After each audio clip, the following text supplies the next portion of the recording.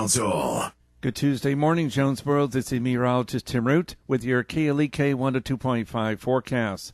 Mostly cloudy with showers today and tonight, maybe a thunderstorm. A lot of moisture coming up from the south. And the high today, 80 to 85. The low tonight, about 65 to 70. Showers in the forecast, maybe a thunderstorm Wednesday in the mid-70s, partly to mostly cloudy. Thursday, partly sunny, less chance of rain in the low 70s. Jonesboro's community radio station, we're KLEK 102.5 FM. From Feature Story News in Washington, I'm Harry Horton. At least 5 people have died and hundreds are feared missing after a ferry capsized on Lake Victoria in Tanzania. A crunch summit's broken up in the Austrian city of Salzburg, with the EU rejecting the UK's Brexit proposals. And North Korean leader Kim Jong-un wants to complete denuclearization quickly and meet with Donald Trump again soon, according to South Korea's president. It's 9:01. Community Conversations is brought to you by Arkansas Early Learning, offering no-cost childcare in Jonesboro and Northeast Arkansas. Applications at arearlylearning.org. Arkansas Early Learning is a nonprofit organization. KLEK LP Jonesboro, the voice of Arkansas Minority Advocacy Council.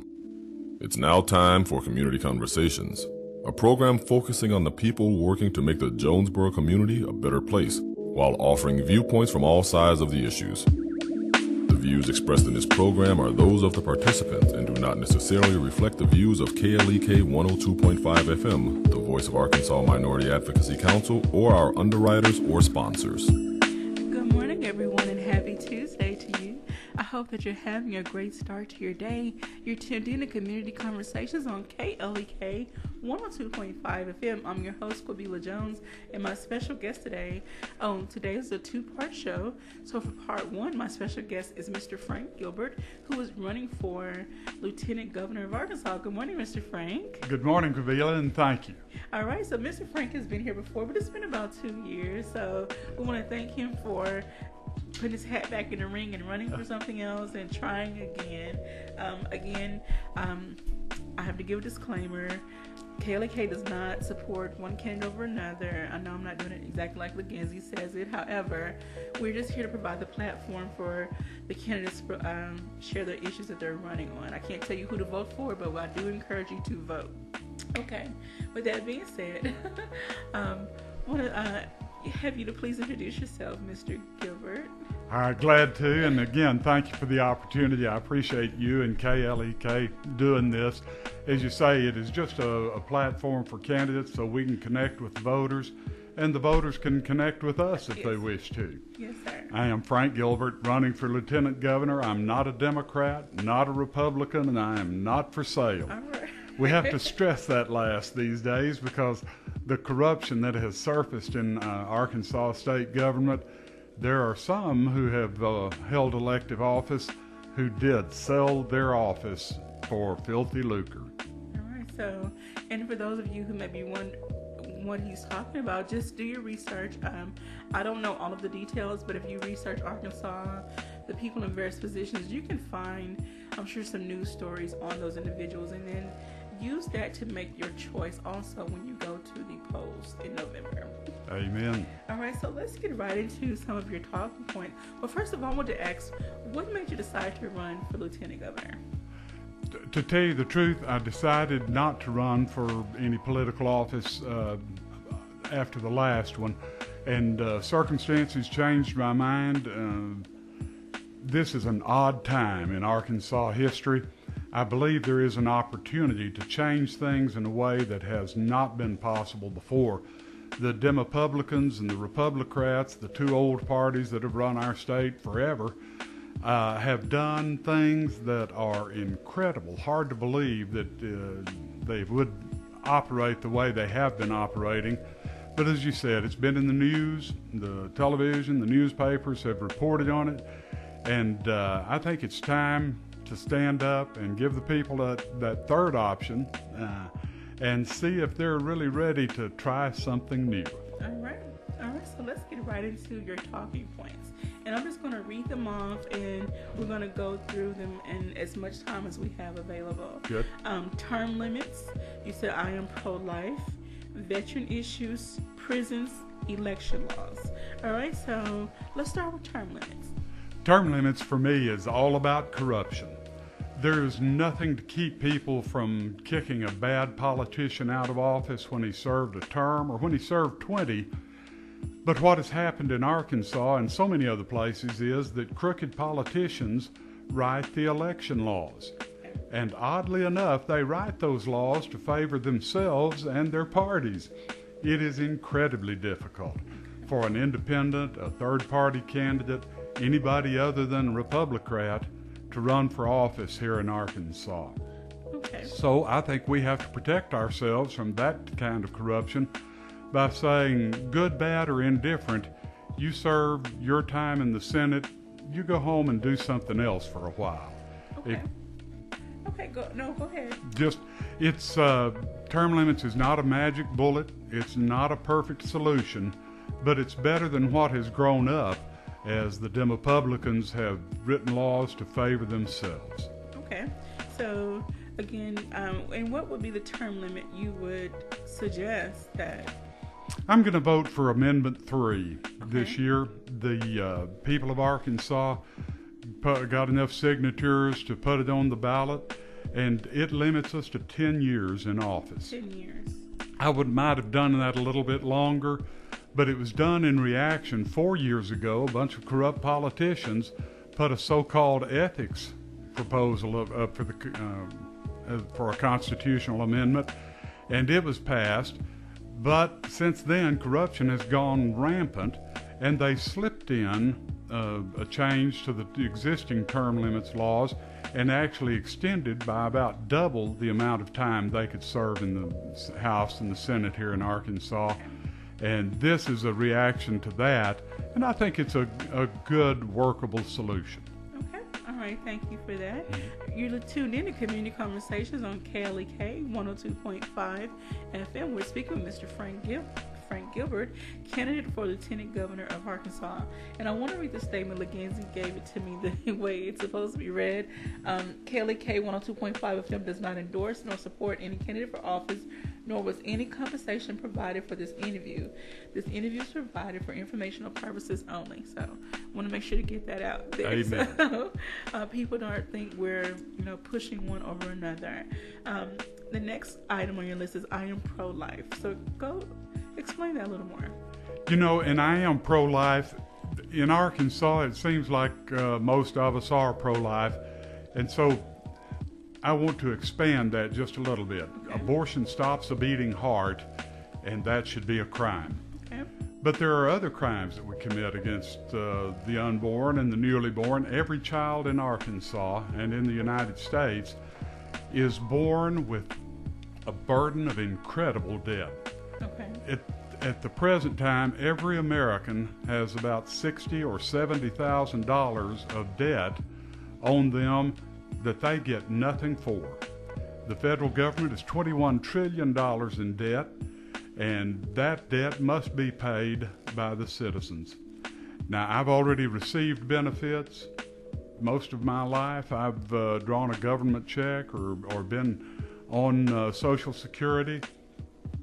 Those benefits have accrued to me, but much of the cost of it is being deferred to future generations. My children and grandchildren and great-grandchildren are going to pay that debt, and I think that's a crime too. So we need to protect our children both in the womb and out. Well, with that being said, would you look into more efforts to prevent unwanted childbirth? Oh, absolutely. There is the sin to me of abortion is not so much the difficult circumstances, the rapes, the pregnancies that threaten the life of a woman. It is that most abortions these days are done to avoid the inconvenience of having a child. We could use birth control, the rhythm method that the Catholic Church talks about. There are 1,000 ways to avoid pregnancy. But to become pregnant and then for a matter of convenience terminate the pregnancy, that's a whole different story. Okay. And I'm sure this discussion can go on, and especially with those that are for Planned Parenthood facilities and other options to prevent absolutely. pregnancy. And with them, I can tell you honestly that when a niece of mine was impregnated by her father, I would have carried that girl to the abortion clinic and paid for it. I would have gone to jail if it was against the law to do so, because there are no good options at that point. You're just picking the least bad option available. So I'm in tune with and understanding of those who are in incredibly difficult circumstances. But that's not what most abortion is about these days. Well, I hope that individuals listening will, look at your points and, if they feel the same way you feel, maybe they'll vote for you. That's all we can ask. Again, I cannot tell you who to vote for, but I do ask that you become informed about who's running for what position and you make your choice accordingly. All right, so let's move on to veterans issues, because I don't want us to run out of time. I want to get all your points in. Oh, I appreciate it. Veterans issues. You mentioned here that you are a veteran.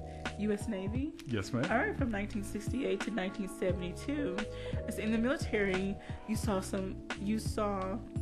that some gave all, but all gave some. The debt we owe those who served is real and must be met. In addition to meeting our obligation, we should stop throwing our military into wars of adventure and profit. The Arkansas National Guard should be used to protect us, not as part of a world police force. So please elaborate more on that. Glad to. The United States military is incredibly important to our future as a people, as a culture, as a nation. And we misuse them. We use the military in ways that we should not.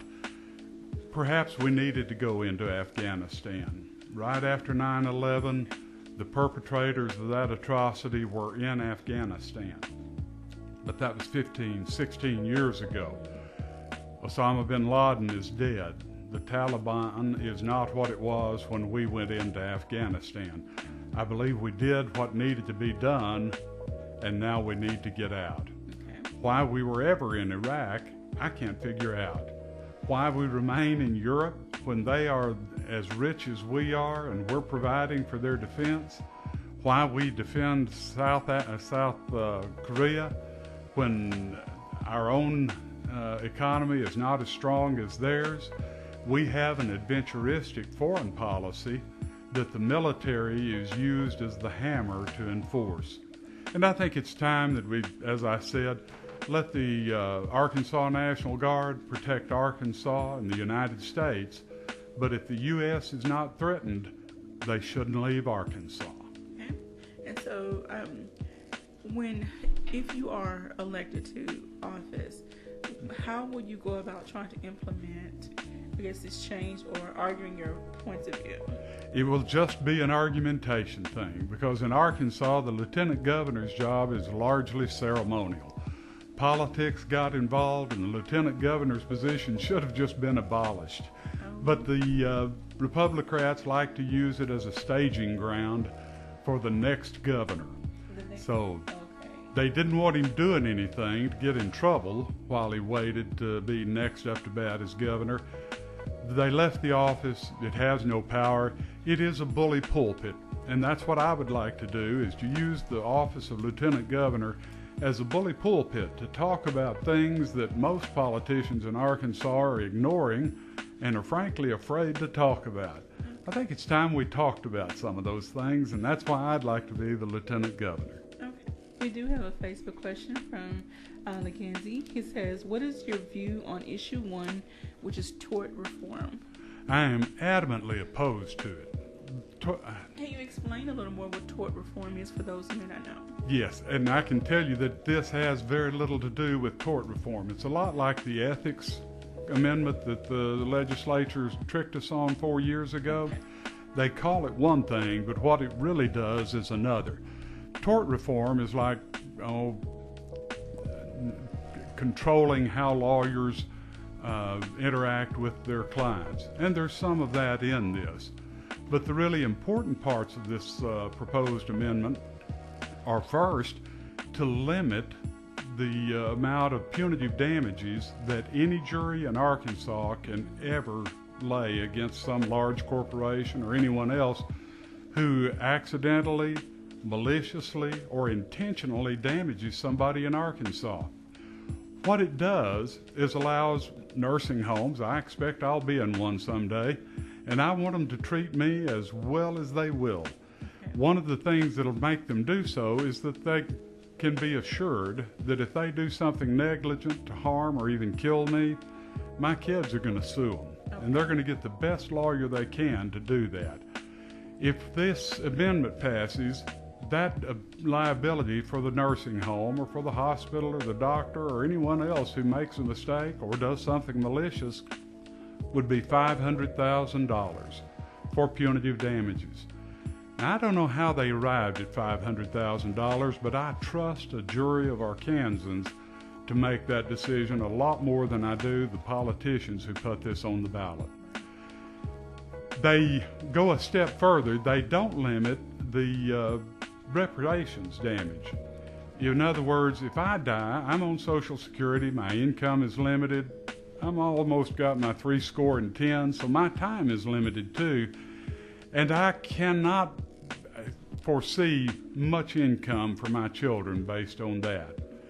If, however, you're a high-powered lawyer who's serving in the Arkansas State Senate and making lots of money, and you're 50 years old, then that could be millions of dollars. So the rich lawyers and the state senator's family, they're taken care of. My family, tough luck. The other thing this amendment does that it shouldn't is that it puts the legislature in charge of procedures and practices in court. Traditionally, that's done by the Arkansas Supreme Court, who controls the way court is handled in Arkansas. And for some reason, this corrupt legislature believes they ought to do that too. Amendment 1 is an abomination, and it ought to be voted down. Right. So there are, as well as different candidates running for various offices, there are many amendments and proposals on the ballot for November. So I advise everyone to please go and read those and be informed on what your decision is going to be. If you have questions or questions about what the literature says, contact your county clerk, and they can guide you to literature that is more, I don't want to say dumbed down, but it's more, it explains it in a lot more detail. Where the average person can read it. I know I can't read a lot of that legalese, so I need something that's going to break it down almost kindergarten style. So, hey, that's about my level. So I want to make sure that I'm informed on all the issues when I go to the polls and vote. All right, so we're going to move on to the next one so we can make sure we get these in. Prisons and then election laws. I'm just going to throw those in because I don't want us to run out of time. Good. Prisons is an overview, really. It's much more than just prisons. But the fact that we're spending so much on prisons and incarceration in Arkansas is just silly. We're a poor state, but the politicians always seem to find the money to build one more prison, to ask one more county to build a detention facility that they can use, and much of that money is just foolishly spent.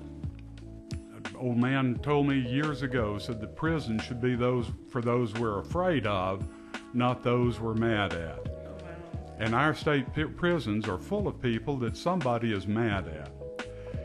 It's based on a failed drug war. We have tried for 5 decades and longer to keep people from doing things to themselves, and it's not working. What it's doing is filling the prisons with young men and young women who then get out and their lives are ruined.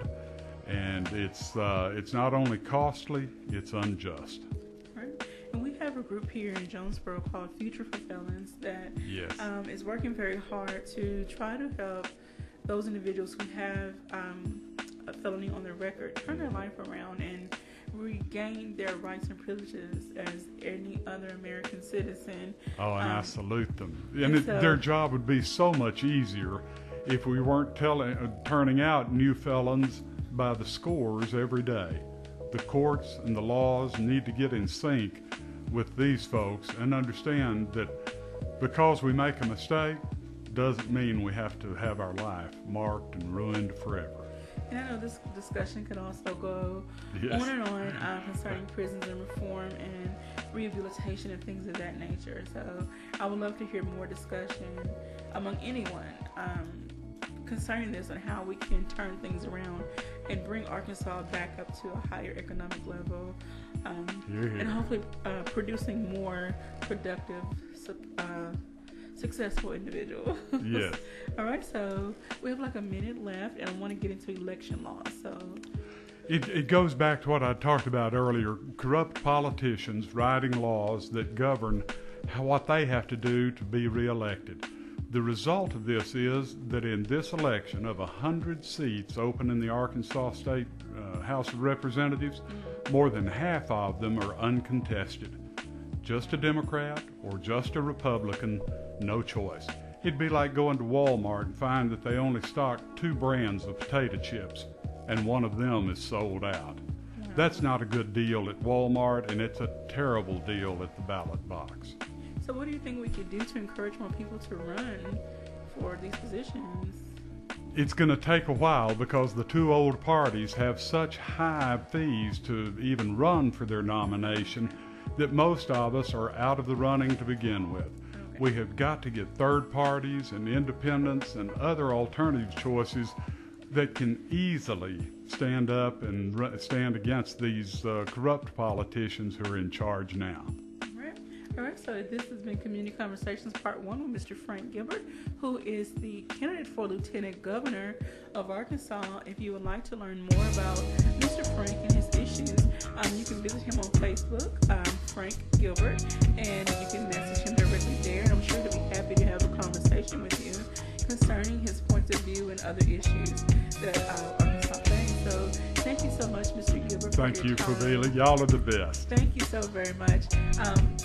Again, we can't tell you who to vote for, but we encourage you to vote. Stay tuned for Part 2 of Community Conversations. We'll be right back after these announcements. You're listening to Community Conversations on KLEK 102.5 FM. We'll be right back.